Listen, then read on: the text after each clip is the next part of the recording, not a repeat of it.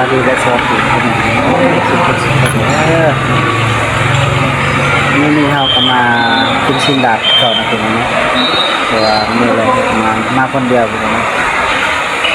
มากินข้าวคนเดียวพอมีเด็กมาคนนึงนะกินคนเดียว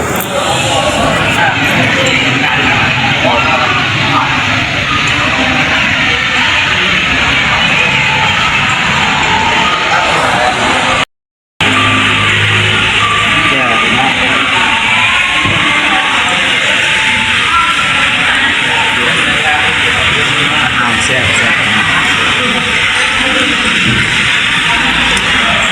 แซ่บหลาย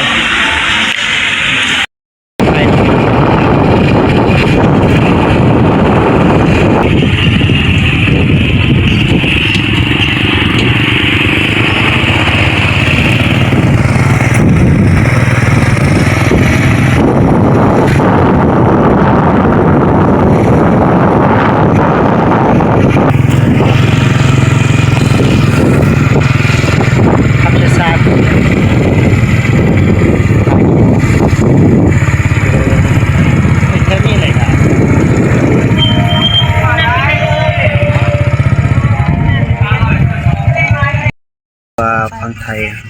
ครับน้องปุ๊บว่าต้องสูบไกลๆนึงหมด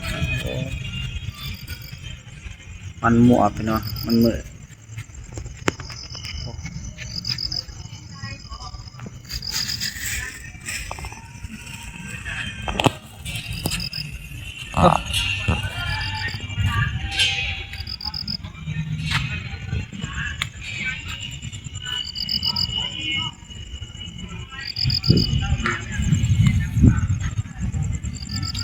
พอฮอดพี่เนาะตู่ก็ดังเลย